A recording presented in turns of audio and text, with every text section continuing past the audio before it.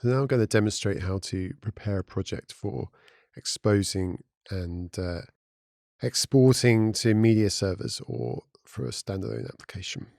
So I'm going to create a project from a template from this. So I'm just going to File, New. If you look under Templates, there are template projects for many sort of simple scenarios, which are great to use as a quick building block to get you off the ground. I'm going to use the Clone to 3D Grid template here.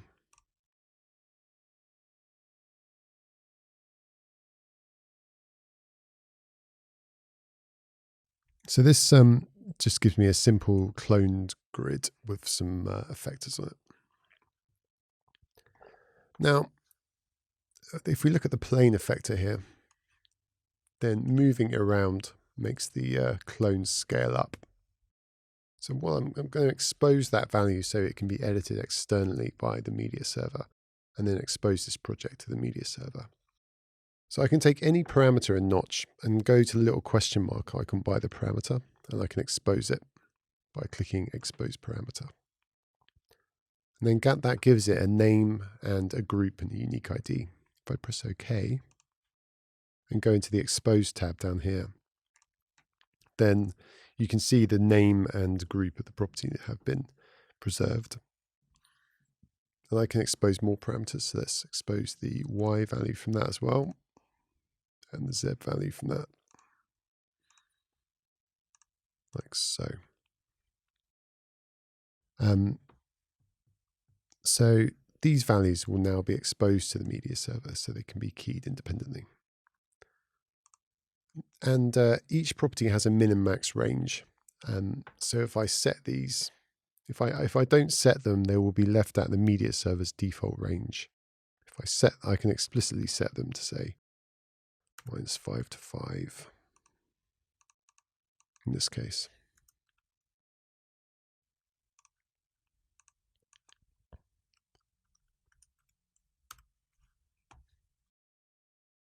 There we go. And in some cases, I might wish to actually use ArtNet directly to control a project rather than using it in a media server. In that case, the ArtNet, you can expose a property to ArtNet in the same way. Just check it enabled and give it a universe in the channel. Not in this case. So I've built this project. Now I want to expose it to the. I want to export it to server. I just go Project, Compile Block for Media Server, .. and just give it a file name. And that produces a complete package of the engine runtime and the project and all data associated with it in one file, which can just be taken to the server and dropped in as content. And these exposed values will be there on the timeline, waiting for you to edit them externally. Now, instead of exporting this as a plugin for a server, we can also export this as a standalone executable runtime program. This is particularly useful for VR projects or similar things where you wouldn't run inside a media server. So I'm just going to project compile standalone application, choose my file. Let's give it a directory like test.executable. Press OK. If we go into our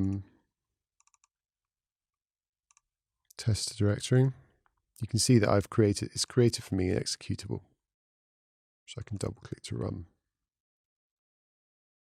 Let's cut the resolution down a bit there and hit run.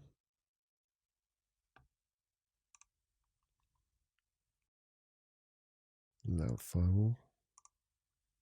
And that's got my project running as if it was running inside Notch, but it's running as a separate application that you can run on a different PC as long as it's got a playback license.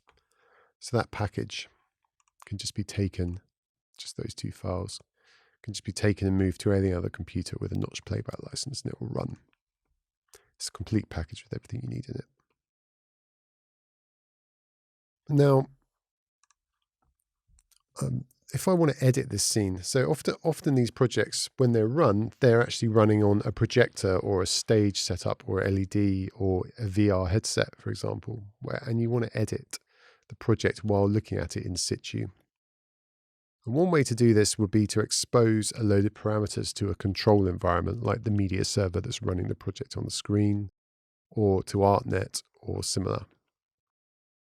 But we also have another way of doing this in Notch. We have a way of live editing projects on the target. And in order to do this, you can network connect from Builder to the project that's running. And to do this, I go Devices, Network Connection, hit Connect.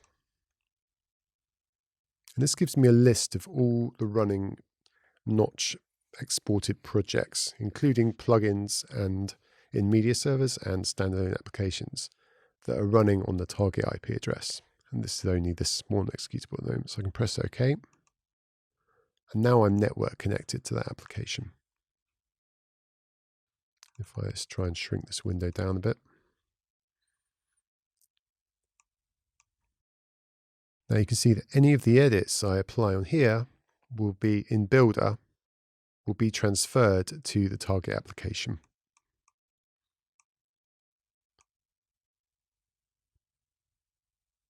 And this works with multiple targets. So if I want to add more IPs, if more machines to